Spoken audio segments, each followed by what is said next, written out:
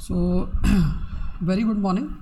यहाँ पे हमारे पास एक रूटर है and one is stator, that is a salient pole machine, synchronous machine. और ये जो सेलिएंट पोल रोटर है, it is having angle theta E with respect to a stationary point. ठीक है, तो उस स्टेशनरी पॉइंट को दिखाने के लिए मैं थोड़ा सा इसको इस तरीके से यहाँ पे दिखाने वाला हूँ।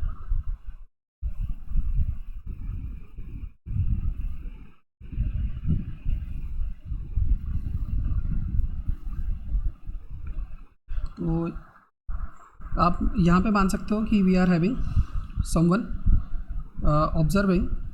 ठीक है,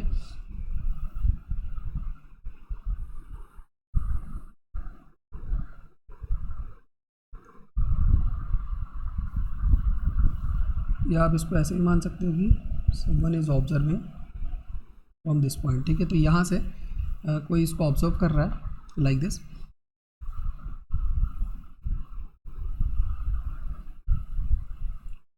ठीक है, ये एक स्मॉल आई है। तो जब यहाँ से कोई इसको ऑब्जर्व कर रहा है तो विद दिस स्टेशनरी पॉइंट, ये जो रोटर की एक्सिस, ठीक है, ये जो रोटर की एक्सिस है वो रोटेट कर रहा है। रोटर हमारा ओमेगा स्पीड पे, ठीक है, और विद ओमेगा स्पीड ये जो रोटर हमारा रोटेट कर रहा है यहाँ पे, वो एक एंगल यहाँ पे सबटेंड कर रहा है और उस एंगल को बोल देता हूँ द एंगल इज़, ये वाला जो एंगल है दिस इज़ एंगल थीटा। ठीक है, और थीटा ई इलेक्ट्रिकल। तो ये एक स्टेशनरी व्यू पॉइंट से ये रोटर जो एंगल है सबटेंड कर रहा है उसको हम थीटा ई बोल रहे हैं। ठीक है, ऐसे ही हमारे पास जो फील्ड है स्टेटर के ऊपर लगी हुई जो वाइंडिंग्स हैं, ठीक है, और हमारे पास एक फील्ड है जो कि रोटर के ऊपर लगी हुई है। So the field is rotating. Field होती है यहाँ पे सिंक्रोनस मशीन के अंदर, और वो रोटेटिंग फील्ड जो है ओमेगा एस स्पीड से, ओमेगा एस इलेक्ट्रिकल से यहाँ पे रिवॉल्व करती है। ठीक है, इनटू द मशीन। तो हम कह सकते हैं कि दिस इज़ आवर फील्ड जो कि ओमेगा एस स्पीड है। ठीक है, तो this is the stationary reference. ठीक है, स्टेशनरी रेफरेंस फ्रेम है हमारा, कौन सा, ओमेगा एस वाला। तो ये वाला जो फ्रेम है ये हमारा स्टेशनरी रेफरेंस फ्रेम है, जिससे हम कैलकुलेट करते हैं अपने रोटर एंगल को। ठीक है, तो वी आर डूइंग, हम यहाँ पे जान रहे हैं कि व्हाट इज़ रोटर एंगल। ठीक है, तो बेसिकली रोटर एंगल के लिए हमने ये डायग्राम बनाया है। ठीक है, हम देखेंगे कि रोटर एंगल होता क्या है। ठीक है, अब किसी भी पॉइंट पे एट एनी टाइम जो भी हमारी फील्ड है, यानी कि ये वाली फील्ड, ये इस तरह से यहाँ पे रिवॉल्व कर रही है and also our rotor is revolving. ठीक है, रोटर रिवॉल्विंग बाय ओमेगा। ठीक है, and this field is revolving by omega S. तो ये फील्ड कितना डिस्टेंस मूव करेगी विद रिस्पेक्ट टू टाइम, अगर उसे हमें फाइंड आउट करना है तो हमें क्या करना पड़ेगा, इस फील्ड को ओमेगा एस को मल्टीप्लाई करना पड़ेगा टाइम के साथ। ठीक है, आप समझ गए। तो ये फील्ड यहाँ से हो सकता है कि right now it travelled like this. ठीक है, ये यहाँ से यहाँ पहुँच गई और उसके अकॉर्डिंगली हमारा रोटर क्या है, इस फील्ड के साथ मूव कर रहा है। ठीक है, तो यहाँ पे जो रोटर एंगल है जिसको हम बोलते हैं अपना डेल्टा एंगल। ठीक है, तो फिलहाल हम इसको यहाँ से रिमूव कर रहे हैं।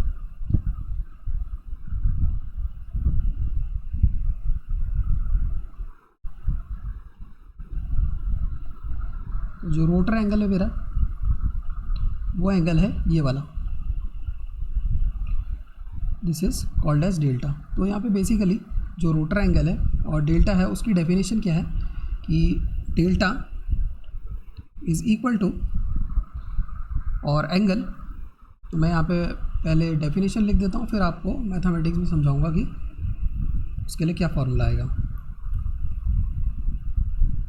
तो रोटर एंगल बेसिकली क्या है, angle between rotor axis and synchronously rotating reference frame। तो सिंक्रोनसली रोटेटिंग रेफरेंस फ्रेम कौन सा है हमारा, ये वाला, this is our synchronously rotating reference frame. And rotor axis कौन सी है हमारी,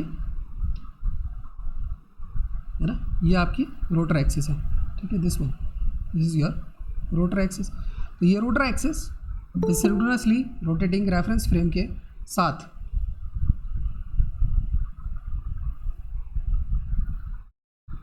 ये रोटर एक्सिस, ये वाली एक्सिस इस सिंक्रोनसली रोटेटिंग फ्रेम के साथ कितना एंगल सबटेंड करेगी, उसको हम बोलते हैं रोटर एंगल। तो रोटर एंगल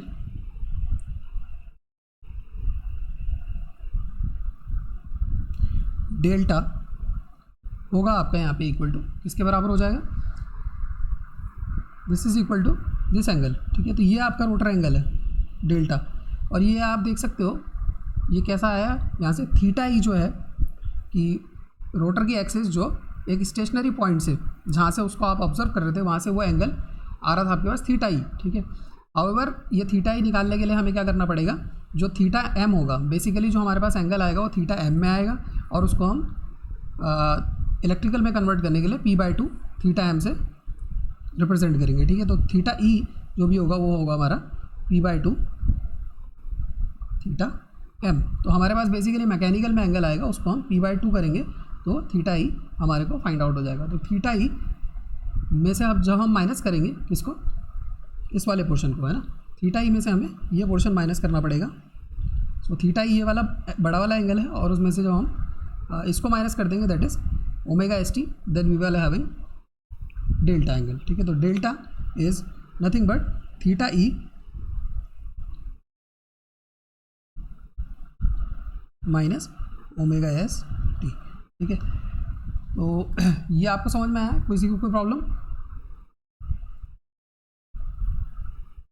ये रोटर एंगल क्या होता है, ओमेगा एस जो डिस्टेंस है, मतलब ओमेगा एस टी, हाँ, ये कौन सा डिस्टेंस है सर, ये डिस्टेंस है या फिर ये डिस्टेंस है कि जो आपकी सिंक्रोनसली रोटेटिंग रेफरेंस फ्रेम है, यानी कि एक फील्ड डेवलप हुई है रोटर के अंदर जो कि सिंक्रोनस स्पीड पे रिवॉल्व करेगी, ठीक है।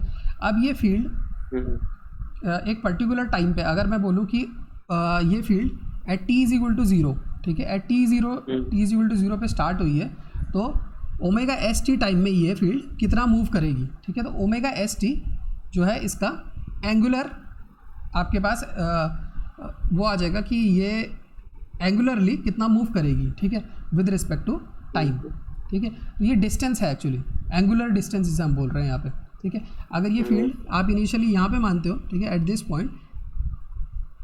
पॉइंट, तो ये फील्ड यहाँ से विद रिस्पेक्ट टू आपका स्टेशनरी ऑब्जर्वर, ठीक है, ये फील्ड यहाँ से हमारा जो बेसिक रेफरेंस है वो क्या है, स्टेशनरी ऑब्जर्वर है, ठीक है। तो स्टेशनरी ऑब्जर्वर से सबसे पहले हमने रोटर का एंगल फाइंड आउट किया, ठीक है। तो रोटर का एंगल आया हमारे पास कितना, थीटा ई, ठीक है। हाँ, अब ये जो फील्ड है हमारी, ठीक है, ये फील्ड रिवॉल्व कर रही है, ठीक है, ये वाली फील्ड क्या है, रिवॉल्व कर रही है, यानी कि ये वाली जो एक्सिस है, ठीक है, ये जो रेड कलर से एरो जिस पे बनेगा, ठीक है, ये जो फील्ड एक्सिस है ये कभी इस ऑब्जर्वर के ऊपर रही होगी, ठीक है। तो हम इस रेफरेंस को मान रहे हैं कि यहाँ पे जो ऑब्जर्वर है, जो आई आपको दिख रही है, यहाँ से हम इसको मेजर कर रहे हैं। तो ये जो ऑब्जर्वर है, जब फील्ड इसके ऊपर आएगी तो यहाँ से ये फील्ड कितना मूव कर गई होगी ऊपर, उसको निकालने के लिए हमें क्या करना पड़ेगा, इसकी स्पीड को मल्टीप्लाई करना पड़ेगा टाइम से। तो speed multiplied by time is distance, तो वो डिस्टेंस आपको दे देगा एक एंगल, ठीक है। और जब हम रोटर के एग्जैक्ट एंगल को यानी कि थीटा ई में से हम स्टेशनरी फील्ड का एंगल माइनस कर देंगे, तो हमारे पास जो डेल्टा की वैल्यू आ जाएगी, और वो डेल्टा की वैल्यू कैसे आएगी, with respect to the field, ठीक है, with respect to the field, ये जो फील्ड है उसके रिस्पेक्ट में हमारे को डेल्टा पता लग जाएगा, ठीक है। तो अभी तक जो भी हमने इक्वेशंस पढ़ी हैं, ठीक है, we have studied 2 equations at this point, ठीक है। तो सबसे पहले हमने एक यहाँ पे इक्वेशन पढ़ी थी किसके लिए, इनर्शिया कांस्टेंट के लिए, है ना। इनर्शिया कांस्टेंट क्या होता था हमारा, energy stored in megajoule divided by MVA rating of machine in MVA, ठीक है। तो मेगा जूल पर MVA से हम रिप्रेजेंट कर देते हैं अपने इनिशिया कांस्टेंट को, इनर्शिया कांस्टेंट को, ठीक है। इसको बोलते हैं H।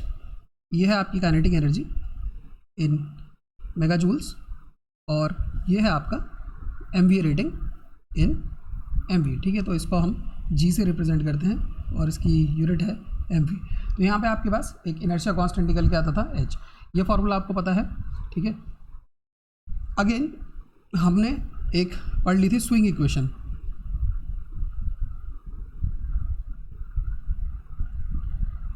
तो स्विंग इक्वेशन हमारे पास क्या आई थी, m d2 delta by dt square, जो कि बराबर होता था Pm यानी कि mechanical power input to the synchronous machine minus Pe यानी कि इलेक्ट्रोमैकेनिकल, और PEM से भी हम इसको रिप्रेजेंट करते हैं, ये होती है इलेक्ट्रोमैकेनिकल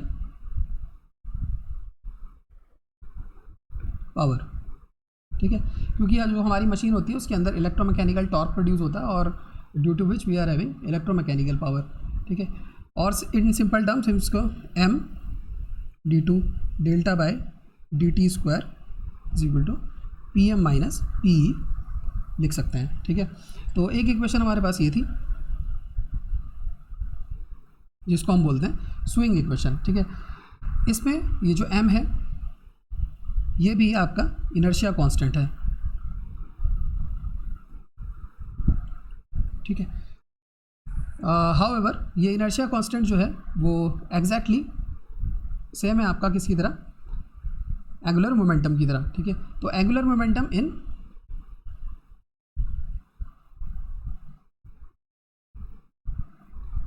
मैकेनिकल डोमेन, अगर मैकेनिकल की बात करेंगे तो एंगुलर मोमेंटम, और उसी को हम अगर इलेक्ट्रिकल में रिप्रेजेंट करना चाहते हैं तो ये हो जाएगा इनर्शिया कांस्टेंट, ठीक है। तो दोनों एक ही चीज़ है बट डोमेन्स अलग है, तो एक इलेक्ट्रिकल डोमेन में है और एक मैकेनिकल डोमेन में। अब यहाँ पर जो मैकेनिकल डोमेन की हमारे पास इक्वेशन थी उसको हमने हाउएवर इलेक्ट्रिकल डोमेन में कन्वर्ट किया, और हमारे को जो यहाँ पे एंगुलर मोमेंटम है उसको इनर्शिया कांस्टेंट हम बोल रहे हैं। और जो यहाँ पे हमने लिखा है this is also a equation for determining the kinetic energy, ठीक है। स्विंग इक्वेशन में हम काइनेटिक एनर्जी को लेते हैं, ठीक है। वहीं से अगर हम यहाँ पे बात करें तो this is purely in electrical domain. तो H भी एक कांस्टेंट है, इनर्शिया कांस्टेंट, जो कि प्योरली इलेक्ट्रिकल है, प्योरली इलेक्ट्रिकल डोमेन से आया है, मेगाजूल पर MVA। और जो यहाँ पे m है ये angular momentum from mechanical domain to electrical domain हमने इसको कन्वर्ट किया, और जो m की यूनिट्स हैं वो आपको पता है। m यहाँ पे जो है हमारा वो क्या होता है GH डिवाइडेड बाय IF, ठीक है। और इसकी जो यूनिट होती है G multiplied by H is kilo joule, ठीक है, किलो जूल। 1/2 इज सेकेंड, है ना, किलो जूल सेकेंड पर इलेक्ट्रिकल रेडियंस इसकी यूनिट, ठीक है। और m is equal to GH divided by pi है। पाई की जगह पर अगर हम 180 डिग्री रख देते हैं तो ये हो जाता है किलो जूल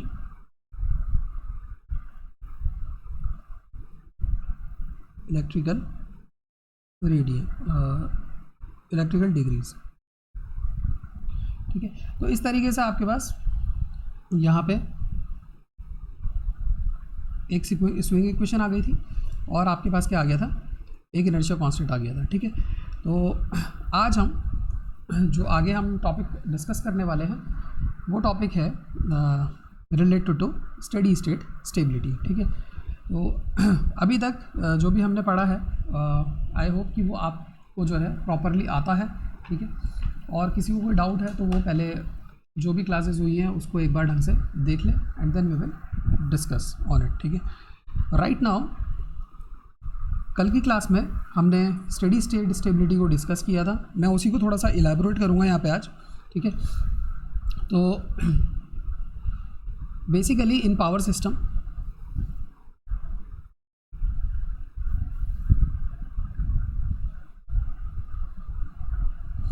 जो ब्रॉड क्लासिफिकेशन है स्टेबिलिटी की, उसमें आपके पास 3 तरीके की स्टेबिलिटीज़ होती हैं, ठीक है। Number 1 voltage stability, number 2 is frequency stability, and number 3 is angular stability. तो वोल्टेज स्टेबिलिटी हमारी डील करती है वोल्टेज कंट्रोल से, और इसको हम डिटेल में बाद में पढ़ेंगे नेक्स्ट चैप्टर में। फ्रीक्वेंसी स्टेबिलिटी में हमारी फ्रीक्वेंसी कंट्रोल से, जिसको हम नेक्स्ट चैप्टर में पढ़ेंगे, ठीक है। यहाँ पे हम वोल्टेज कंट्रोल के मेथड जो भी होंगे उनके बारे में पढ़ेंगे, और यहाँ पे हम पढ़ेंगे कि भाई फ्रीक्वेंसी कंट्रोल कैसे किया जाता है, व्हाट आर ड्रूप कैरेक्टरिस्टिक्स, ठीक है, ड्रूप क्या होता है, ठीक है, उसके बारे में हम पढ़ेंगे। तो ब्रॉड सेंस में आप ये समझ सकते हो कि वोल्टेज किसी भी बस पे, है ना, किसी भी बस पे जो वोल्टेज है उसमें जो मैक्सिमम टॉलरेशन है, ठीक है, वो ±5% का आ सकता है, ठीक है। दिस इज़ द स्टैंडर्ड जो कि वर्ल्ड वाइड स्टैंडर्ड है, ठीक है। ग्रिड कोड के हिसाब से ये अलग हो सकता है बस वोल्टेज, ठीक है, लेकिन ये वर्ल्ड वाइड स्टैंडर्ड है कि ±5% आपका यहाँ पे वोल्टेज में, बस वोल्टेज में प्लस माइनस टॉलरेंस आ सकती है, ठीक है। और फ्रीक्वेंसी स्टेबिलिटी जो है वो ब्रॉड सेंस में अगर आप देखो तो ±1% हो सकती है कभी भी, ठीक है। सो एंगुलर स्टेबिलिटी की अगर हम बात करें तो अंडर एंगुलर स्टेबिलिटी जो है हमें क्या करना है, ये जो रोटर एंगल जो हमने ऊपर देखा, ये वाला जो रोटर एंगल है इसको हमें स्टेबल रखना है, ठीक है। इसको स्टेबल क्यों रखना है, क्योंकि अगर ये स्टेबल नहीं रहा, ठीक है, देयर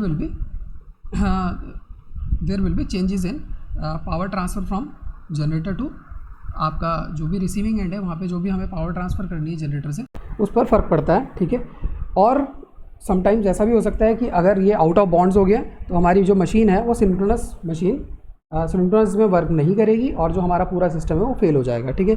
तो बेसिकली जो ये वाला चैप्टर है यहाँ पे हम डील कर रहे हैं एंगुलर स्टेबिलिटी को, और एंगुलर स्टेबिलिटी के अंदर मैंने आपको बताया था कि 3 तरीके की स्टेबिलिटीज़ होती हैं, ठीक है। कौन बताएगा कौन कौन सी स्टेबिलिटी होती है?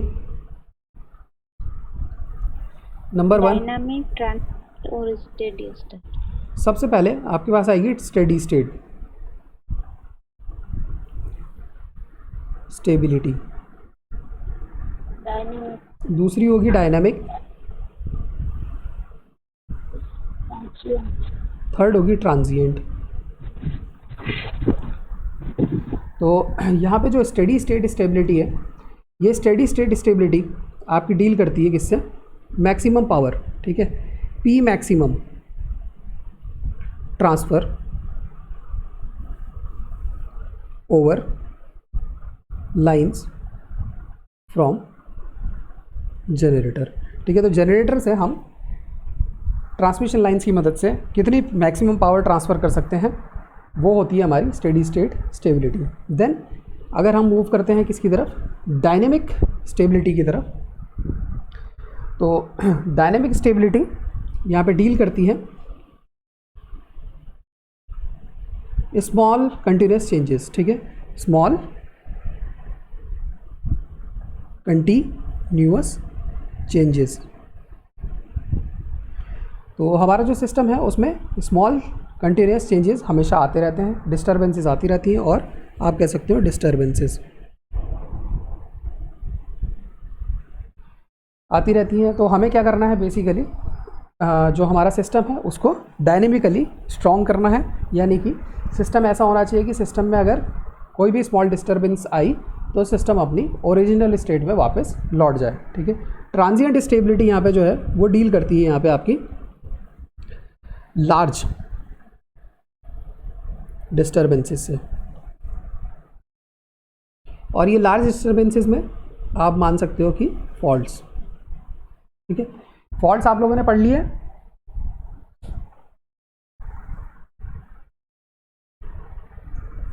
आपने पावर सिस्टम एनालिसिस जो पहला कोर्स पढ़ा था पावर सिस्टम 1, उसमें आपने फॉल्ट्स पढ़ लिए होंगे, ठीक है। तो यहाँ पे जो लार्ज डिस्टर्बेंसेस हैं वो हैं आपकी फॉल्ट्स, ठीक है। तो ये 3 तरीके की स्टेबिलिटी है जो कि आपको इस चैप्टर के अंदर पढ़नी है, और उसको हम किसके अंडर पढ़ते हैं, एंगुलर स्टेबिलिटी के अंदर। ये समझ में आ गया आपको? तो हम आगे बढ़ेंगे। Yes sir. सो कल हमने एक इक्वेशन देखी थी कि रियल पावर ट्रांसफ़र के लिए जो भी इलेक्ट्रिकल पावर जनरेटर से ट्रांसफ़र होती है वो होती है आपकी वोल्टेज ऑफ द सोर्स, उसका magnitude, voltage of receiving end divided by x sine delta. ठीक है, यहाँ पे जो सोर्स की जो वोल्टेज है वो इस तरीके से हम वी एस एंगल डेल्टा मानते हैं, और ये क्या है, वोल्टेज ऑफ जनरेटर। ठीक है, और आप इसको बोलते हो इंटरनल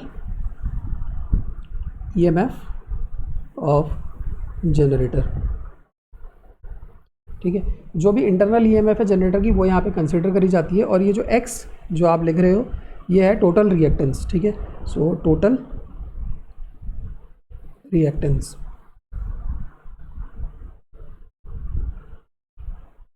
और ये जो टोटल रिएक्टेंस है, दिस टोटल रिएक्टेंस इज, एक तो इसमें है लाइन की रिएक्टेंस तो आप कह सकते हो एक्सएल, और दूसरी इसमें है आपकी जनरेटर की ट्रांजिएंट रिएक्टेंस जो कि direct axis reactance x D. ठीक है, सेल एंड पोल रोटर के लिए। ठीक है, तो ये फॉर्मूला आपने पढ़ लिया है। ठीक है, इसमें जो पी मैक्स था, अगर हमें इस पावर को मैक्सिमम करना है तो maximum power will be delivered, P E maximum will be delivered जब साइन डेल्टा की वैल्यू क्या हो जाएगी, 1। ठीक है, तो हमारे पास जो फॉर्मूला होगा वो होगा V S V R divided by X. ठीक है, और ये आपका होगा P X when sine delta is equal to 1। That means delta का एंगल कितना हो जाएगा आपका, 90 डिग्रीज। ये आप कल पढ़ चुके हो इतना। ठीक है, इसको मैं अगर पी एक्स बोल रहा हूँ, पी मैक्स बोल रहा हूँ, तो मैं जो ऊपर वाली इक्वेशन है उसको ऐसे लिख सकता हूँ, that P E will be equal to P max sine of delta. ठीक है, तो मैक्सिमम पावर आपकी आएगी delta is equal to 90 degree में, और जो पावर के लिए फॉर्मूला है वो है आपके पास P E is equal to P max sine delta. P max क्या है आपका, V S multiplied by V R divided by X, जो कि है आपकी टोटल रिएक्टेंस। ठीक है, ये समझ गए आप?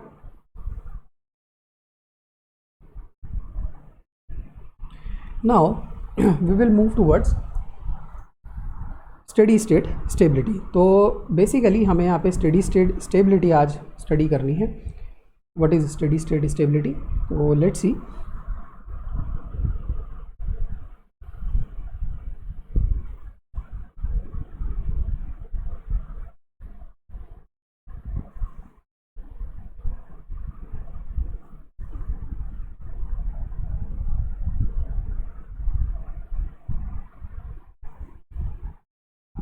सो हम एक कंडीशन फाइंड आउट करेंगे और बताएंगे कि जो भी हमारा सिस्टम है या जो हमारा जनरेटर लगा हुआ है वो जब मैक्सिमम पावर ट्रांसफ़र करेगा तो इट इज़ स्टेबल और अनस्टेबल। तो बेसिकली हमें फाइंड आउट करना है कि वो कौन सी कंडीशन है कि जिसमें हमारा सिस्टम से जो भी हम पावर ट्रांसफ़र कर रहे हैं वो मैक्सिमम पावर जो भी हम ट्रांसफ़र कर रहे हैं, जितनी भी हम मैक्सिमम पावर ट्रांसफ़र कर सकते हैं, एट विच पॉइंट और अप टू विच पॉइंट जो सिस्टम है वो हमारा स्टेबल होगा। ठीक है, तो ये हमें आज फाइंड आउट करना है यहाँ पे। ठीक है, तो इनिशियली एक हमारे पास पावर एंगल कर्व थी। ठीक है, तो मैं उसको रीड्रॉ कर लेता हूँ एक बार।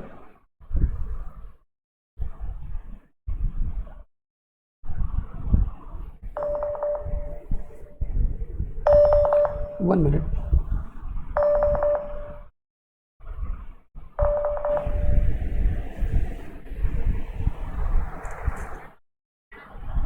हाँ भैया, वो नीचे ना गार्ड होगा रमेश, उसको दे दीजिए।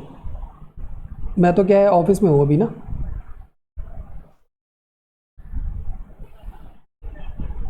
अंदर तो भैया हम किसी को और को जानते नहीं है, पता है। मैं उसको फ़ोन करता हूँ एक बार, मैं उसको फ़ोन कर देता हूँ, है ना। हाँ मैं आप नीचे रहना, मैं नीचे ही उसको बता देता हूँ, नीचे चले जाना आप।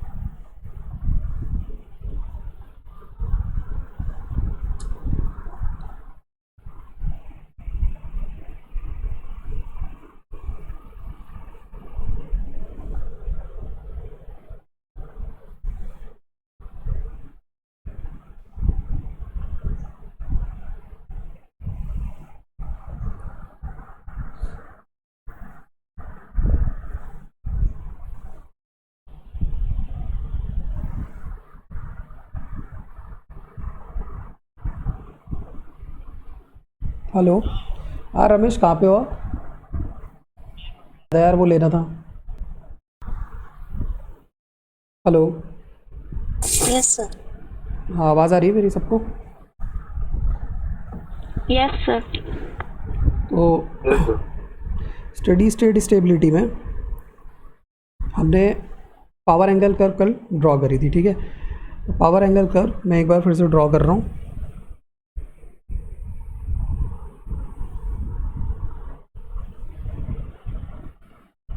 इस तरीके की कर्व हमने कल ड्रॉ करी थी, है ना। तो यहाँ पे ये जो कर्व है, this curve is having maximum power eight this point, है ना। और उसके अकॉर्डिंगली यहाँ पे हमारे पास एक एंगल आता है, ठीक है, और उसको हम बोलते हैं डेल्टा एट पी मैक्स। तो मैक्सिमम वैल्यू ऑफ पावर जो भी डिलीवर होगी सिस्टम में, this is P, this is delta, ठीक है। तो डेल्टा के अकॉर्डिंगली पावर यहाँ पे डिलीवर होगी, तो दिस इज़ पी मैक्स,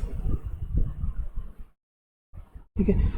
हम यहाँ पे मान के चलते हैं कि हमारी जो मशीन है वो एक डेल्टा एंगल पे वर्क कर रही है। तो वैसे तो ये basically this delta is equal to 90 degree, ठीक है। पर ऐसा नहीं होता है कि हमेशा मशीन हमारी मैक्सिमम पावर डिलीवर करे, ठीक है, बिकॉज अभी आप जान जाओगे कि मैं ऐसा क्यों बोल रहा हूँ, ठीक है। तो मैं यहाँ ये मान के चलता हूँ कि जो मेरी मशीन है वो एट सम पॉइंट डेल्टा पे यहाँ पे वर्क कर रही है, ठीक है। तो हम मान लेते हैं कि ये वो वैल्यू है, this is the value of delta zero, delta not, यानी कि जो इनिशियली हमारी मशीन यहाँ पे वर्क कर रही है वो एक वैल्यू पे वर्क कर रही है, डेल्टा नॉट, जो कि बहुत छोटी है, किससे 90 डिग्री से, ठीक है। और उसके अकॉर्डिंगली पी ई ज़ीरो यहाँ पे पावर हमारी डिलीवर हो रही है सिस्टम में। तो P E zero will be equal to P max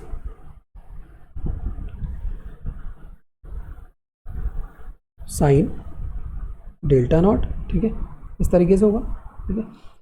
अब क्या हुआ कि सिस्टम में अगर हमें स्टेडी स्टेट स्टेबिलिटी को फाइंड आउट करना है तो हमें क्या करना पड़ेगा, सिस्टम में कुछ डिस्टर्बेंस इंट्रोड्यूस करनी पड़ेगी, ठीक है।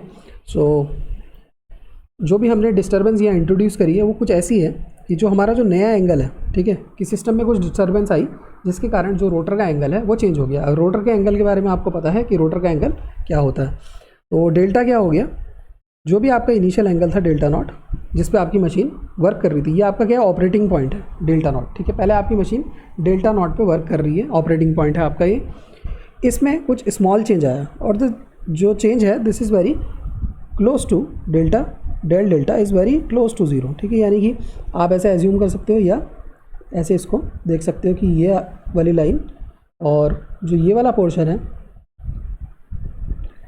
This portion is delta.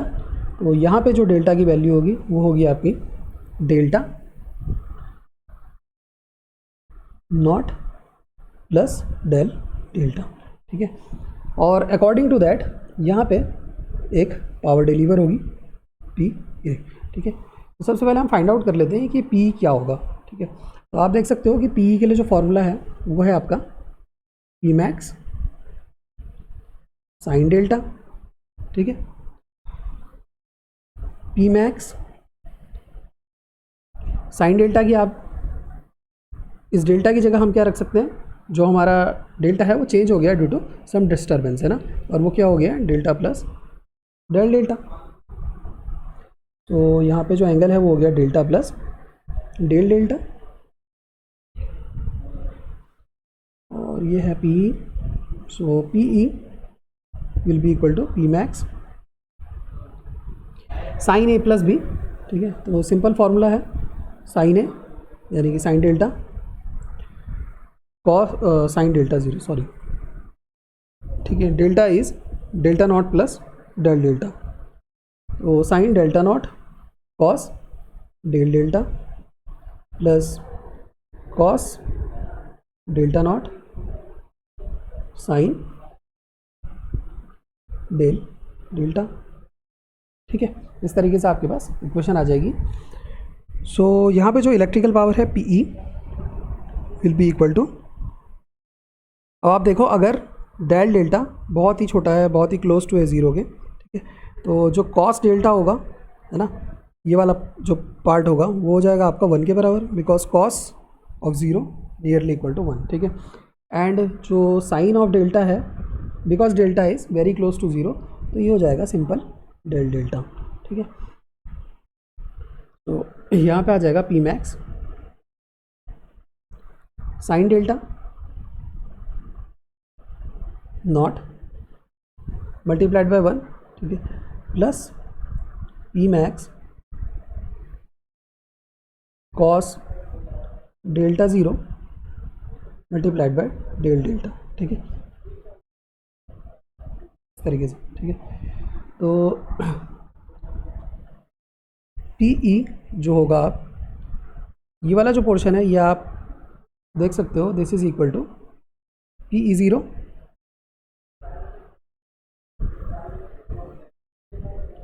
और जो ये वाला पार्ट है this is nothing but differentiation, ठीक है। ये क्या है, P max cos delta zero क्या है आपका, इसका डिफरेंशिएशन, ठीक है। तो अगर इसका डिफरेंशिएशन मैं यहाँ पे करूँ तो ये होगा आपका D P E by D delta at delta is equal to delta naught, ठीक है। तो इसका जो डिफरेंशिएशन होगा वो क्या होगा, पी मैक्स कॉन्स्टेंट है, साइन डेल्टा उसका हो जाएगा कॉस डेल्टा ज़ीरो, ठीक है। तो आप समझ सकते हो कि ये पी मैक्स कॉस डेल्टा क्या है, ऊपर वाली इक्वेशन का डिफरेंशिएशन, ठीक है। तो मैं यहाँ पे इसको ऐसे ही लिख रहा हूँ कि this is del P by del delta at delta is equal to delta not multiplied by del delta, ठीक है। ये समझ में आ रहा है, समझ में आ रहा है तो आगे बढ़ेंगे। किसी को कोई problem? Yes, sir. No, sir. ठीक है, तो यहाँ तक आप लोगों ने अभी तक समझ लिया है। एंड अब हम आ जाते हैं अपनी स्विंग इक्वेशन के ऊपर, ठीक है। तो स्विंग इक्वेशन बेसिकली क्या है, swing equation is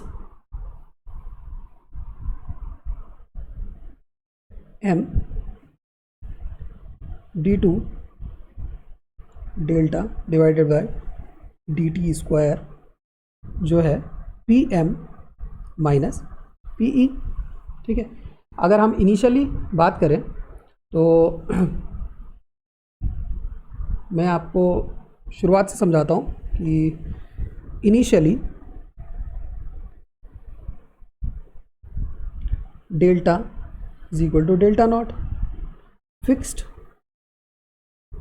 operating point, ठीक है। तो शुरुआत में डेल्टा क्या था, डेल्टा नॉट के बराबर था और वो फिक्स्ड ऑपरेटिंग पॉइंट था, ठीक है। जब भी हमारे पास फिक्स्ड ऑपरेटिंग पॉइंट होगा तो ये वाला जो डिफरेंशिएशन है ना, अगर ये वाले डिफरेंशिएशन की मैं बात करूं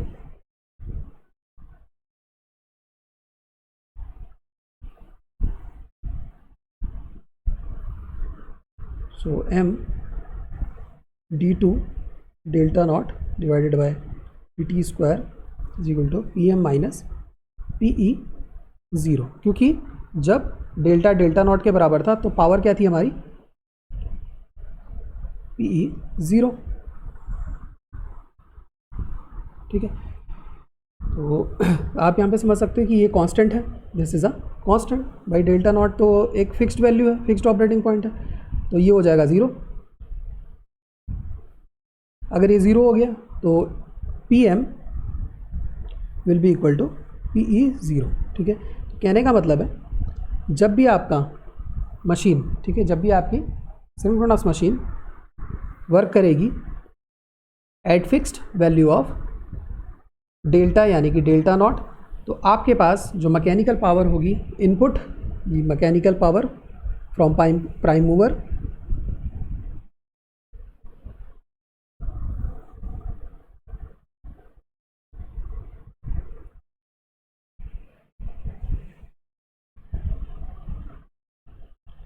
वो किसके बराबर होगी, इलेक्ट्रो मैकेनिकल पावर डेवलप्ड, ठीक है। बात समझ में आई। Input mechanical power prime mover की इलेक्ट्रोमैकेनिकल पावर के बराबर होगी जब आपका delta is equal to delta not होगा, यानी कि आपकी जो मशीन है वो एक फिक्स्ड एंगल पे काम कर रही है। लेकिन हमने यहाँ पे एज्यूम किया था कि भाई हमारी जो मशीन है, मशीन के अंदर हमारी क्या आ गई है, कुछ डिस्टर्बेंस आ गई है, और वो डिस्टर्बेंस मैंने यहाँ पे इस तरीके से डिनोट कर रखी है, ठीक है। So this is our disturbance, ठीक है। अब इस डिस्टर्बेंस के सिस्टम में आने से क्या फ़र्क पड़ेगा, हम उसको ऑब्जर्व करने वाले हैं, ठीक है। तो यहाँ पर वही स्विंग इक्वेशन है हमारे पास। Second, when delta is equal to delta not plus del delta, ठीक है। तो m d2 dt square, delta की जगह पे क्या आ जाएगा, delta not plus del delta, ये किसके बराबर होगा आपका, PM माइनस PE, ठीक है। तो m मल्टीप्लाइड बाय, इसको जब आप डिफ्रेंशिएट करोगे तो ये वाला पार्ट तो कांस्टेंट है पहले वाला, तो इसका डिफ्रेंशिएशन 0 होगा, लेकिन जो सेकंड पार्ट है इसका डिफ्रेंशिएशन एग्जिस्ट करेगा। तो यहाँ पे हो जाएगा d2 by dt square del delta, ठीक है। और this is equal to PM minus PE।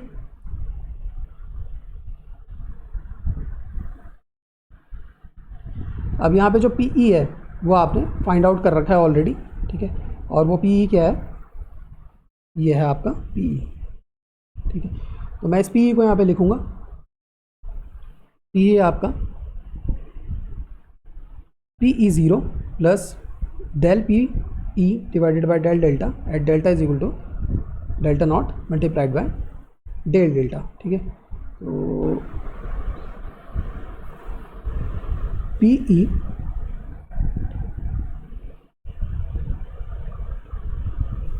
Zero plus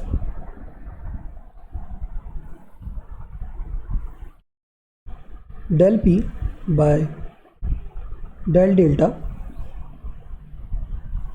eight delta is equal to delta not multiplied by del delta, ठीक है। थोड़ा सा हम इसको सिंप्लीफाई करेंगे,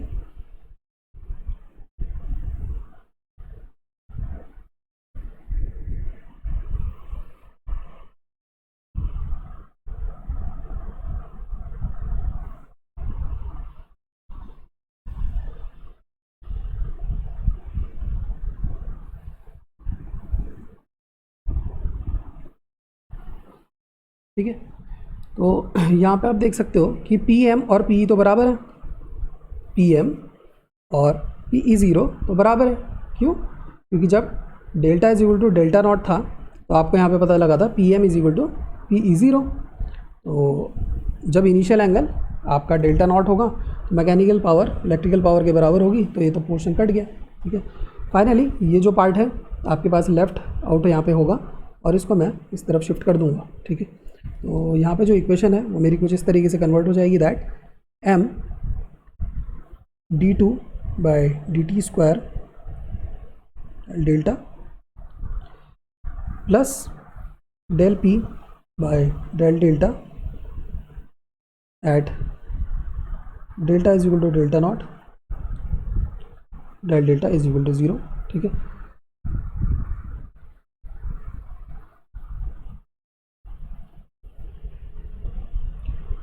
सो यहाँ पे हम क्या करने वाले, ये वाला जो पार्ट है इसको हम डिफरेंशियल इक्वेशन से रिप्रेजेंट करने वाले हैं, ठीक है। तो ये एक differential equation M D square del delta plus differential operator, ठीक है। तो ये वाला पोर्शन तो ऐसे ही रहेगा,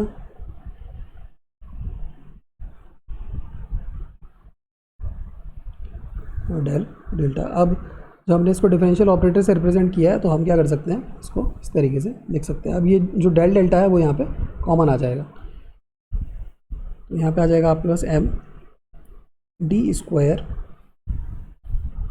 plus del P by del delta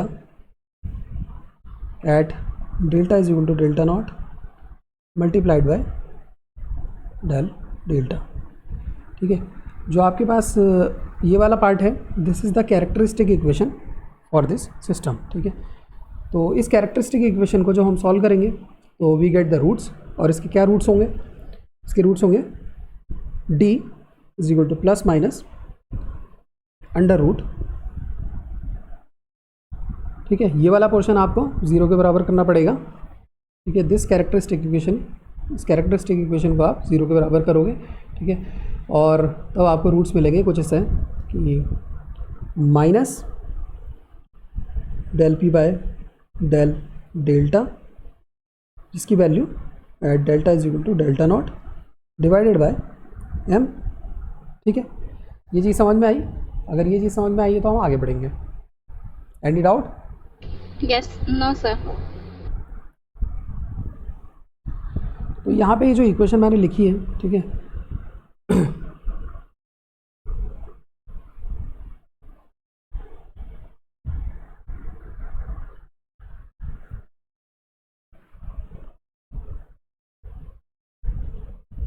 तो ये जो इक्वेशन हमने लिखी है ये है रूट्स ऑफ दिस सिस्टम, ठीक है।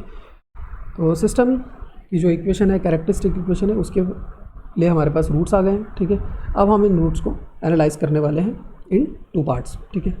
तो फर्स्ट हम यहाँ पे देखते हैं कि ये रूट्स किस पर डिपेंड कर रहे हैं, अंदर लिखी हुई आपके पास वैल्यू पे, ठीक है। तो यहाँ पे एक आपके पास फैक्टर आया है del P by del delta at delta is equal to delta naught, इसको हम बोलते हैं सिंक्रोनाइजिंग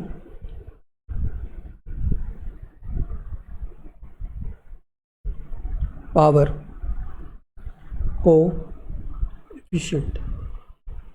इसका मतलब है कि पावर आपकी किस हिसाब से पावर में चेंज आ रहा है व्हेन डेल्टा चेंजेस, है ना। ये बात आप समझ सकते हो कि सिंक्रोनाइजिंग पावर कोएफिशिएंट, अगर हमारा एंगल चेंज हो रहा है तो there is definitely a change in the power, ठीक है। अब ये जो सिंक्रोनाइजिंग पावर कोएफिशिएंट है यहाँ पे, इसकी 2 वैल्यूज़ हैं, ठीक है। यहाँ पे ये जो सिंक्रोनाइजिंग पावर कोएफिशिएंट है, ये जो डिफरेंशिएशन है, अगर ये आपका पॉजिटिव है या नेगेटिव है तो उसके अकॉर्डिंगली यहाँ पे जो रूट्स हैं उनकी वैल्यूज़ आने वाली है, ठीक है। तो सबसे पहले हम देखते हैं कि when del P by del delta at और डेल्टा नॉट, ठीक है, इसको मैं ऐसे रिप्रेजेंट कर रहा हूँ, इज़ लेस देन 0। जब क्या है ये लेस देन 0 है, ये जो सिंक्रोनाइजिंग पावर कोएफिशिएंट है आपका क्या है, लेस देन 0 है, ठीक है। और चलो हम पहले ऑब्जर्व कर लेते हैं कि भाई synchronising power coefficient is greater than 0, ठीक है। जब क्या है ग्रेटर देन 0 है, ठीक है। और दूसरी तरफ ये जो सिंक्रोनाइजिंग पावर कोएफिशिएंट है del P by del delta at delta naught is less than 0, ठीक है। तो 2 कंडीशन हमारे पास हो सकती है इस रूट्स के लिए। तो अगर सेकंड वाले को हम पहले देखें, ठीक है, कि delta P by delta naught del P by del delta is less than 0, तो यहाँ पे आपको मिलेगा नेगेटिव, ठीक है। यहाँ पे आप समझ सकते हो कि अगर ये नेगेटिव हो गया तो अंदर वाला नेगेटिव नेगेटिव पॉजिटिव हो जाएगा, ठीक है। तो अल्टीमेटली जो अंदर वाली टर्म है वो पॉजिटिव हो जाएगी, ठीक है। तो इस केस में आपके पास 2 रूट्स आएंगे, एक प्लस में आएगा और एक माइनस में आएगा, ठीक है। तो आप कह सकते हो इस केस में आपके पास रियल रूट आएगा, ठीक है। और रियल रूट्स कैसे होंगे, एक पॉजिटिव होगा and other one is negative. तो एक पॉजिटिव रूट आया आपके पास, एक नेगेटिव रूट आया। एक रूट आएगा आपका लेफ्ट हैंड साइड पे और एक रूट आएगा आपका राइट हैंड साइड पे। तो जब root lies on right hand side then हमारा सिस्टम क्या होता है भाई, अगर रूट्स लाई करते हैं राइट हैंड साइड पे तो सिस्टम स्टेबल होता है कि अनस्टेबल होता है? हाँ, जोर से बोलो। हमारा सिस्टम अनस्टेबल होगा, है ना। तो यहाँ पे आपको पता चला कि जब synchronising power coefficient less than 0 होगा तो हमारा सिस्टम अनस्टेबल हो जाएगा। अनस्टेबल का मतलब है कि अगर हमारे सिस्टम में यहाँ पे ऑसिलेशंस आते हैं, ठीक है, उसको मैं ऐसे दिखा सकता हूँ कि ये कुछ इनिशियल वैल्यू थी डेल्टा नॉट की। अगर हमारे सिस्टम में कभी भी ऑसिलेशंस आते हैं तो ये डेल्टा नॉट स्टार्ट करेगा इंक्रीज़ करना और ये आउट ऑफ द बॉन्ड चला जाएगा, ठीक है, इन्फिनिटी की तरफ, ठीक है। तो आप यहाँ पे देख सकते हो कि delta with respect to time जो है वो इस तरीके से आपका मूव करेगा, ठीक है, जिसमें हमारे रूट्स क्या होंगे, एक पॉजिटिव रूट और एक negative root, but roots are real.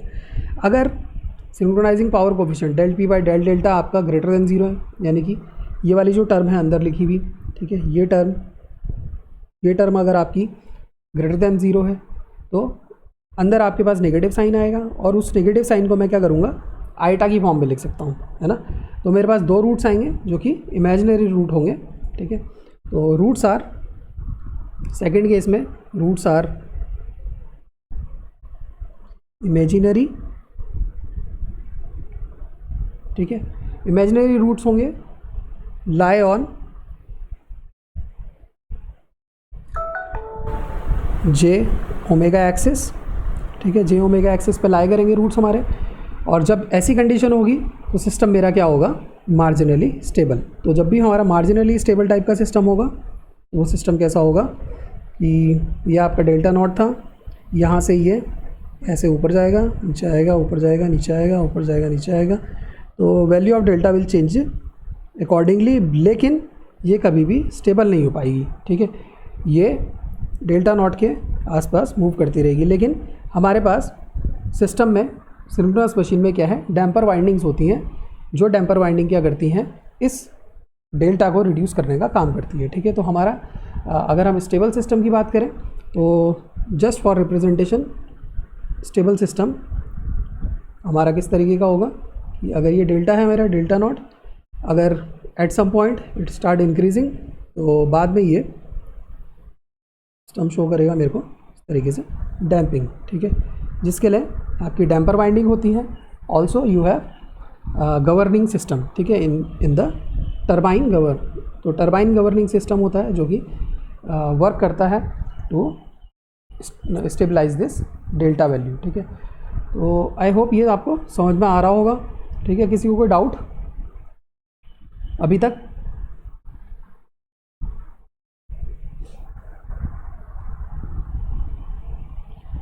Any doubt? Surabhi, Abhishek, Amit? No, sir. No sir. तो यहाँ पे आज हमने देखा कि भाई रोटर एंगल क्या होता है, ठीक है। एक बार क्विकली हम देख लेते हैं कि what we have learn today, 2 minute में। सबसे पहले हमने देखा रोटर एंगल क्या होता है। हमें पता लगा कि रोटर एंगल एक वो एंगल है जो कि स्टेशनरी एक्सिस जो है आपकी, ठीक है, जो भी आपकी स्टेशनरी एक्सिस है, सिंक्रोनसली रोटेटिंग फ्रेम में स्टेशनरी पॉइंट जो है सिंक्रोनसली रोटेटिंग रेफरेंस फ्रेम का, वहाँ से हम इस एंगल को मेजर करते हैं। तो हमें पता लगा this angle is equal to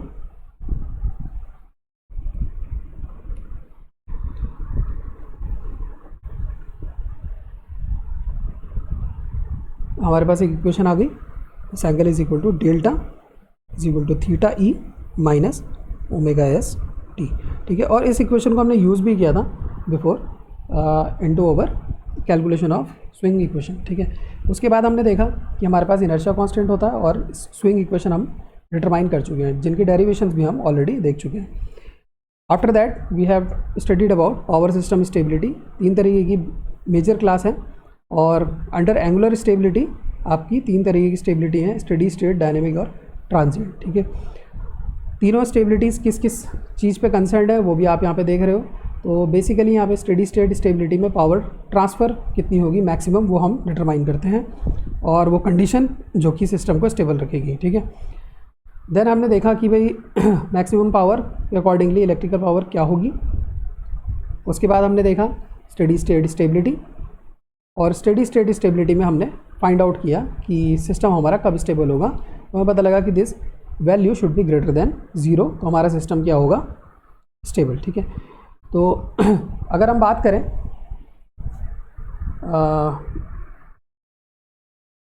इसी की, ठीक है, तो यहाँ पे आपको पता लग रहा है कि del P by del delta at delta naught is equal to should be greater than 0। जब इस तरीके की कंडीशन हमारे पास होगी then the system is stable, ठीक है। तो इसके आगे का टॉपिक हम कल कंटिन्यू करेंगे, ठीक है।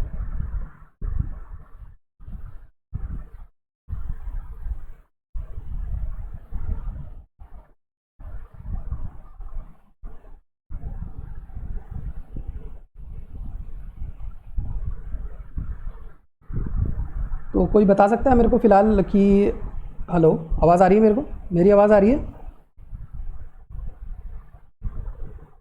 Yes sir. हाँ, तो फिलहाल आप लोग ये बता सकते हो कि कुछ ऐसी कंडीशन आपको पता लगी कि स्टेबिलिटी कब आएगी मेरे पास सिस्टम में, when the system will be stable, ठीक है। तो system will be stable for this condition जो आपको यहाँ पे दिख रही है। तो यहाँ से अगर इस कंडीशन को मैं ऑब्जर्व करूँ, ठीक है, तो del P by del delta आपके पास होता है P max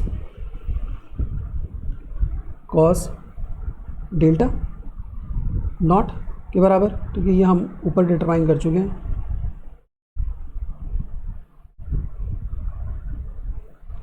P max cos delta naught, ठीक है। तो यहाँ से हमें पता लगता है कि जो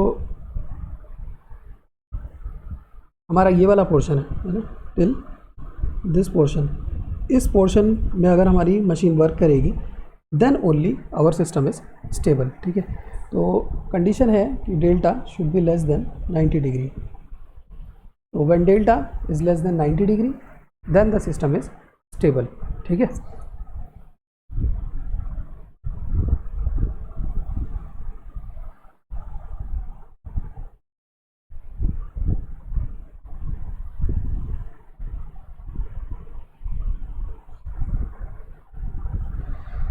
ओके, तो आज इस टॉपिक को आप पढ़ लेना, ठीक है। इससे रिलेटेड नोट्स और वीडियो मैं पुट अप कर दूंगा गूगल क्लासरूम में, और किसी को कोई भी डाउट आता है then you can ask me, ठीक है, in the next class.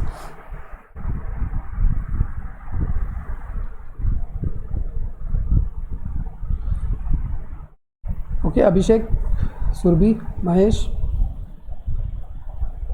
Yes sir.